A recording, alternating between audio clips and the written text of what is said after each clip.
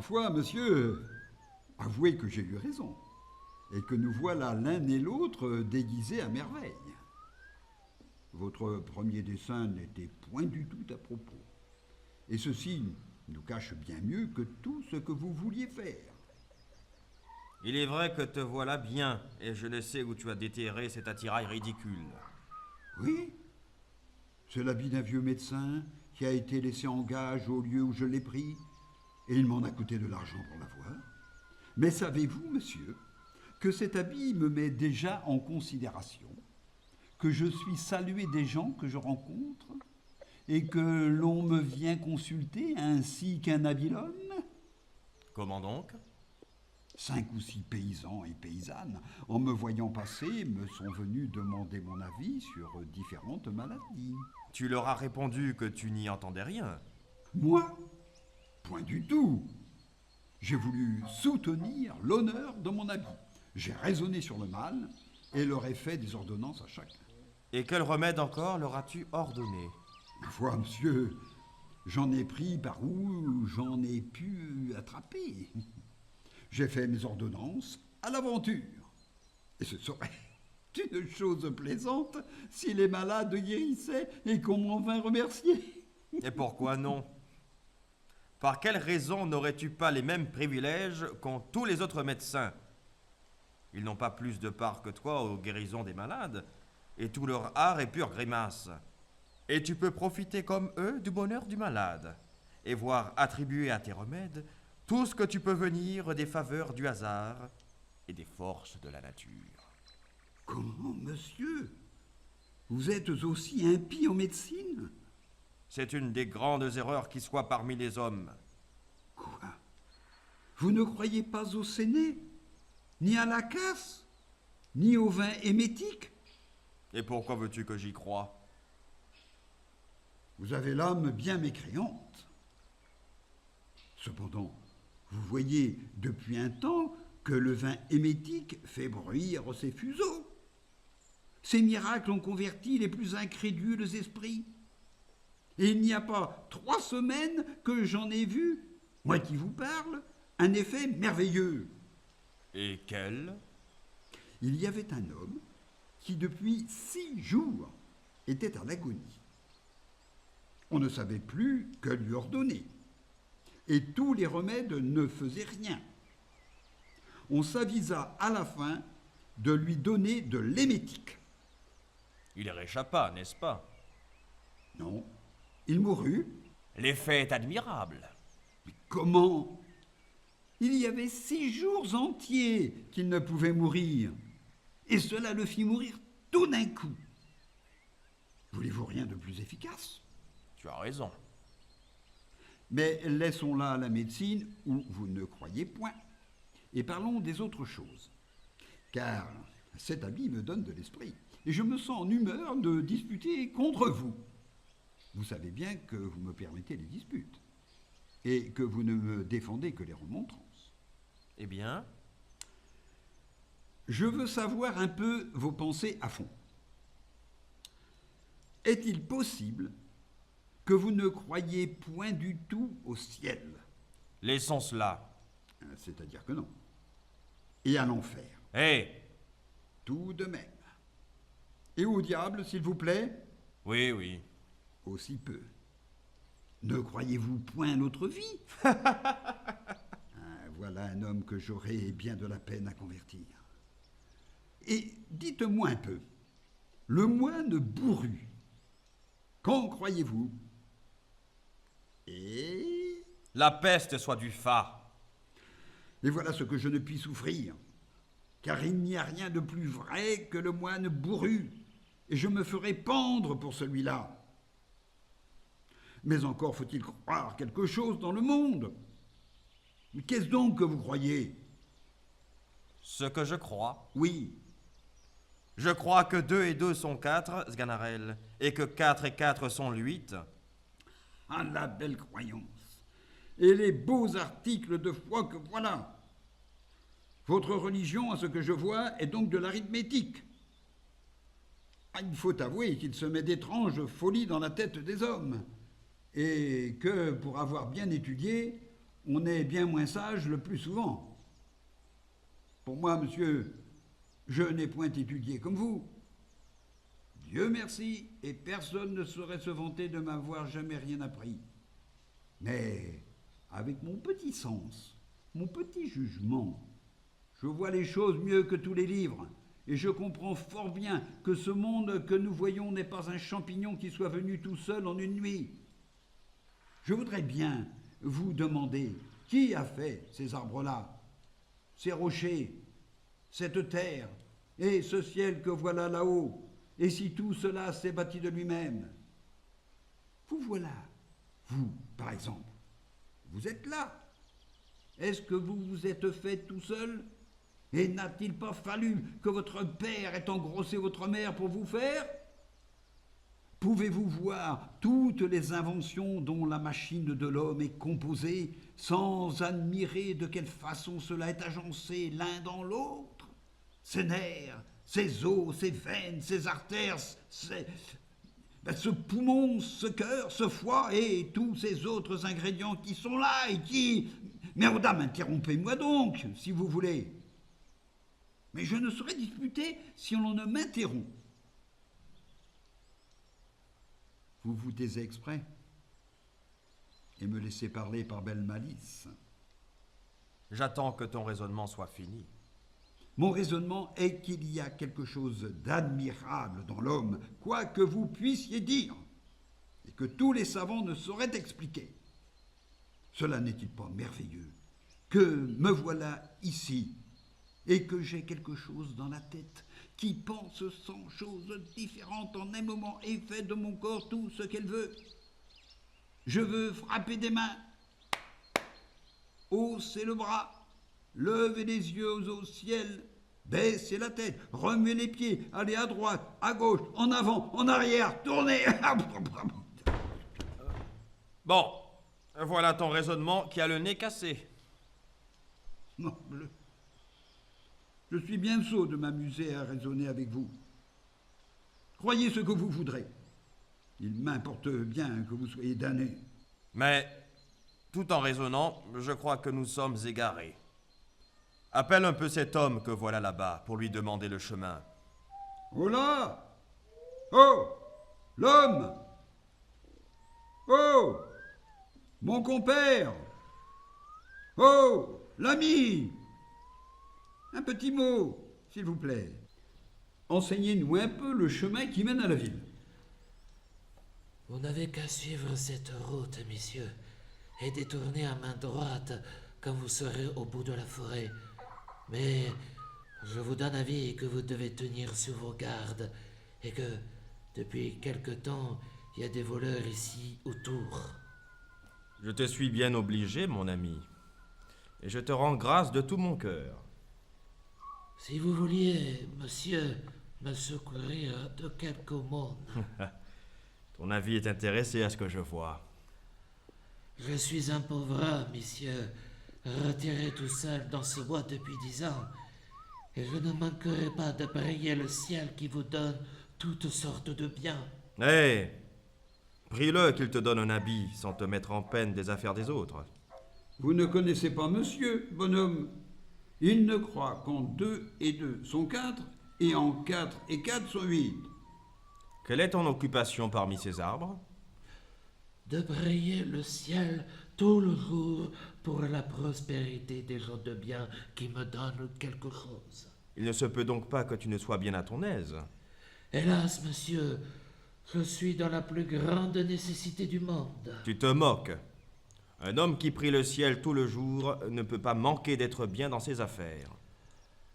Je vous assure, monsieur, que le plus souvent, je n'ai pas un morceau de pain à mettre sous les dents. Voilà qui est étrange. Et tu es bien mal reconnu de tes soins. Je m'en vais te donner un louis d'or tout à l'heure, pourvu que tu veuilles jurer. Ah, monsieur, voudriez-vous que je commisse un tel péché? Tu n'as qu'à voir si tu veux gagner un louis d'or ou non. En voici un que je te donne. Si tu jures. Tiens, il faut jurer. Monsieur! À moins de cela, tu ne l'auras pas. Mais va, jure un peu. Il n'y a pas de mal. Mais prends. Le voilà. Prends, te dis-je. Mais jure donc. Non, monsieur, j'aime mieux mourir de faim. Va, va. Je te le donne pour l'amour de l'humanité. Mais que vois-je là? Un homme attaqué par 3 autres? La partie est trop inégale. Et je ne dois pas souffrir cette lâcheté.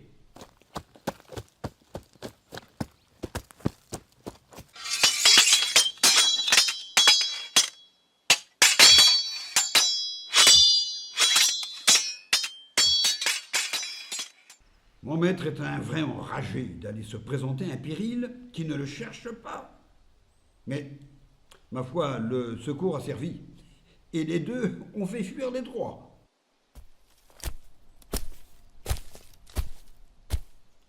On voit, par la fuite de ces voleurs, de quel secours est votre bras. Souffrez, monsieur, que je vous rende grâce d'une action si généreuse, et que... Je n'ai rien fait, monsieur, que vous n'eussiez fait en ma place. Notre propre honneur est intéressé dans de pareilles aventures. Et l'action de ces coquins était si lâche que c'eût été y prendre part que de ne s'y pas opposer. Mais par quelle rencontre vous êtes-vous trouvé entre leurs mains?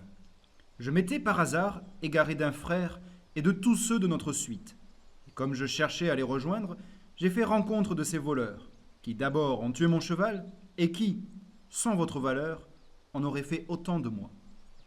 Votre dessein est-il d'aller du côté de la ville? Oui, mais sans y vouloir entrer. Et nous nous voyons obligés, mon frère et moi, à tenir la campagne pour une de ces fâcheuses affaires qui réduisent les gentilshommes à se sacrifier, eux et leurs familles, à la sévérité de leur honneur, puisque enfin le plus doux succès en est toujours funeste, et que, si l'on ne quitte pas la vie, on est contraint de quitter le royaume.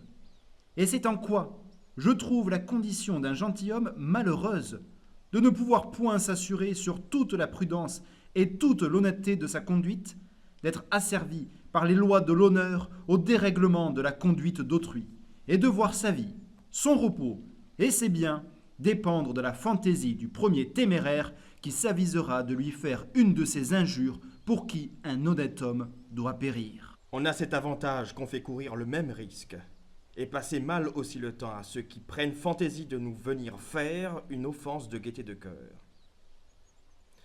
Mais ne serait-ce point une indiscrétion que de vous demander quelle peut être votre affaire? La chose en est au terme de ne plus faire de secret, et lorsque l'injure a une fois éclaté, notre honneur ne va point à vouloir cacher notre honte, mais à faire éclater notre vengeance, et à publier même le dessein que nous en avons. Ainsi, monsieur, je ne feindrai point de vous dire que l'offense que nous cherchons à venger est une sœur séduite et enlevée d'un couvent, et que l'auteur de cette offense est un Don Juan Tenorio, fils de Don Louis Tenorio. Nous le cherchons depuis quelques jours, et nous l'avons suivi ce matin sur le rapport d'un valet qui nous a dit qu'il sortait à cheval, accompagné de 4 ou 5, et qu'il avait pris le long de cette côte. Mais tous nos soins ont été inutiles, et nous n'avons pu découvrir ce qu'il est devenu. Le connaissez-vous, monsieur, ce Don Juan dont vous parlez? Non. Quant à moi, je ne l'ai jamais vu. Et je l'ai seulement ouï dépeindre à mon frère. Mais la renommée n'en dit pas force bien. Et c'est un homme dont la vie... Arrêtez, monsieur, s'il vous plaît. Il est un peu de mes amis, et ce serait à moi une espèce de lâcheté que d'en ouïr dire du mal. Pour l'amour de vous, monsieur, je n'en dirai rien du tout.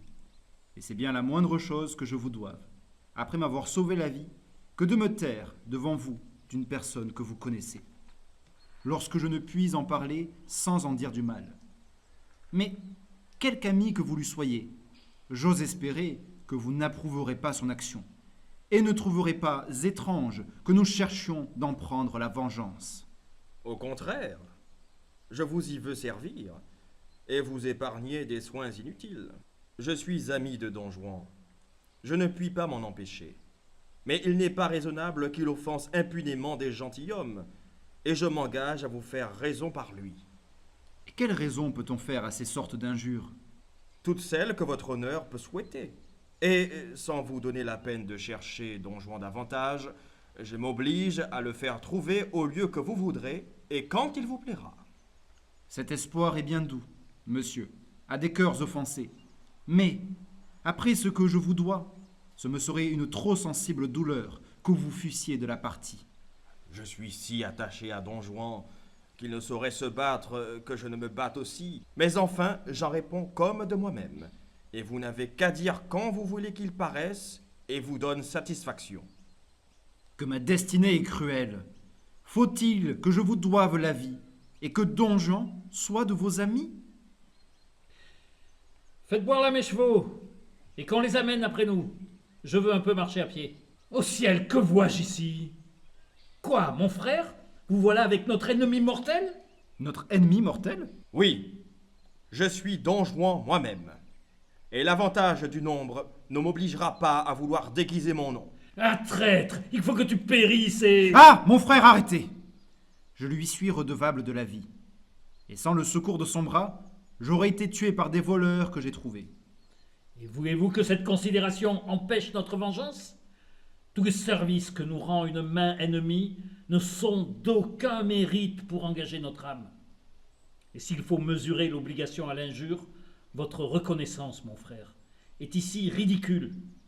Et comme l'honneur est infiniment plus précieux que la vie, c'est ne devoir rien proprement que d'être redevable de la vie à qui nous a ôté l'honneur.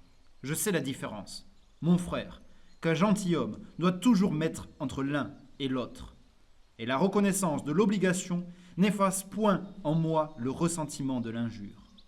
Mais souffrez que je lui rende ici ce qu'il m'a prêté, que je m'acquitte sur le champ de la vie que je lui dois, par un délai de notre vengeance, et lui laisse la liberté de jouir, durant quelques jours, du fruit de son bienfait. Non, non, c'est hasarder notre vengeance que de la reculer, et l'occasion de la prendre peut ne plus revenir. Le ciel nous l'offre ici, c'est à nous d'en profiter.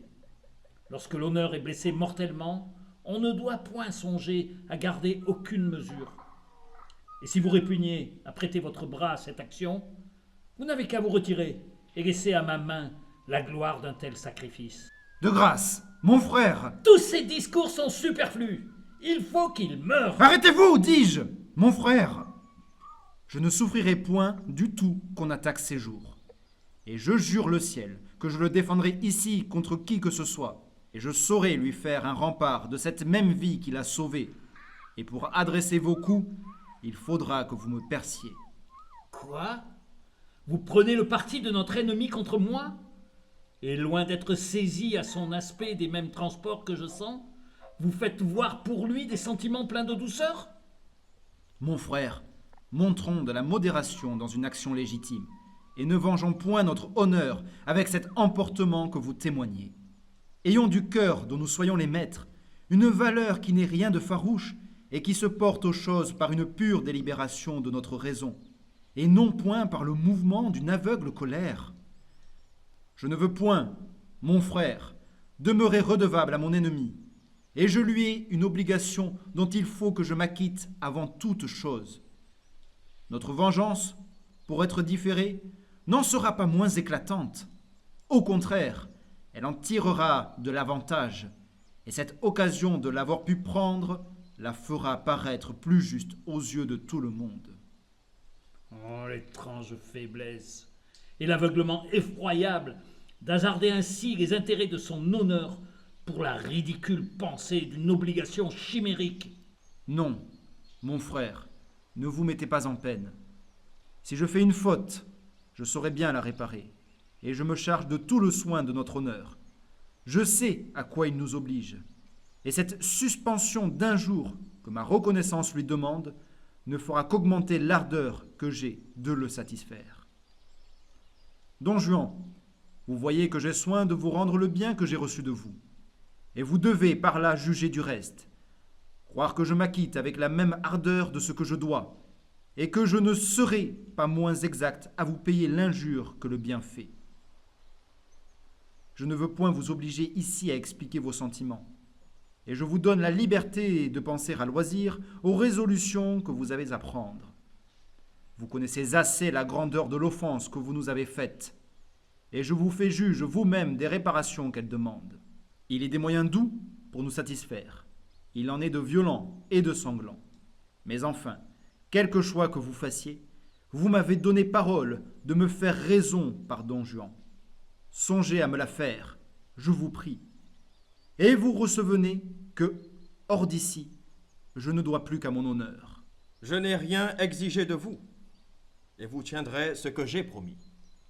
Allons, mon frère, un moment de douceur ne fait aucune injure à la sévérité de notre devoir.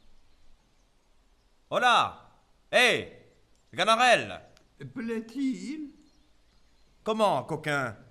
Tu fuis quand on m'attaque? Pardonnez-moi, monsieur, je viens seulement d'ici près. Je crois que cet habit est purgatif, et que c'est prendre médecine que de le porter. Peste soit l'insolent. Couvre-moi ta poltronnerie d'un voile plus honnête. Sais-tu bien qui est celui à qui j'ai sauvé la vie? Moi? Non. C'est un frère d'Elvire. Il est assez honnête homme. Il en a bien usé. Et je regrette d'avoir démêlé avec lui. Il vous serait aisé de pacifier toute chose. Oui. Mais ma passion est usée pour Don Elvire. Et l'engagement ne compatit point avec mon humeur. J'aime la liberté en amour, tu le sais, et je ne saurais me résoudre à renfermer mon cœur entre 4 murailles. Je te l'ai dit 20 fois. J'ai une pente naturelle à me laisser aller à tout ce qui m'attire. Mon cœur est à toutes les belles, et c'est à elles à le prendre tour à tour, et à le garder tant qu'elles le pourront. Mais quel est le superbe édifice que je vois entre ces arbres? Vous ne le savez pas? Non, vraiment. Bon. C'est le tombeau que le commandeur faisait faire lorsque vous le tuâtes. Ah, tu as raison. Je ne savais pas que c'était de ce côté qu'il était. Tout le monde m'a dit des merveilles de cet ouvrage, aussi bien que la statue du commandeur. Et j'ai envie de l'aller voir. Monsieur, n'allez point là. Pourquoi?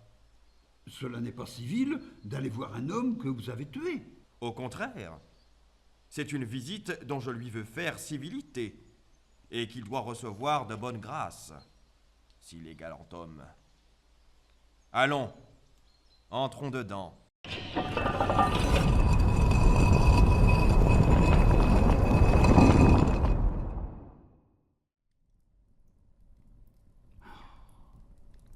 Que cela est beau. Les belles statues, le beau marbre, les beaux piliers. Ah, que cela est beau. Qu'en dites-vous, monsieur? Qu'on ne peut voir aller plus loin que l'ambition d'un homme mort. Et ce que je trouve admirable, c'est qu'un homme qui s'est passé durant sa vie d'une assez simple demeure en veuille avoir une si magnifique pour quand il n'en a plus que faire.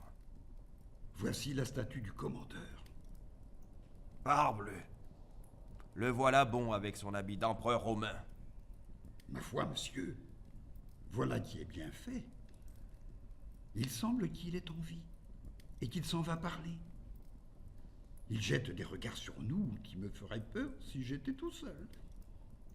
Et je pense qu'il ne prend pas plaisir de nous voir. Il aurait tort, et ce serait mal recevoir l'honneur que je lui fais. Demande-lui s'il veut venir souper avec moi. Et c'est une chose dont il n'a pas besoin, je crois. Demande-lui, te dis-je. Enfin, vous moquez-vous. Ce serait être fou que d'aller parler à une statue. Fais ce que je te dis. Quelle bizarrerie. Seigneur commandeur, je ris de ma sottise, mais c'est mon maître qui me l'a fait faire. Seigneur commandeur, mon maître, Don Juan, vous demande si vous voulez lui faire l'honneur de venir souper avec lui. Ah! Qu'est-ce? Qu'as-tu? Dis donc, veux-tu parler? La statue? Eh bien, que veux-tu dire, traître? Je vous dis que la statue... Eh bien, la statue! Je t'assomme si tu ne parles. Mais la statue m'a fait signe. La peste, le coquin. Mais elle m'a fait signe, vous dis-je. Il n'est rien de plus vrai. Allez-vous-en lui parler vous-même pour voir. Peut-être... Viens, Marot, viens. Je te veux bien faire toucher au droit ta poltronnerie. Prends garde. Le seigneur commandeur voudrait-il venir souper avec moi?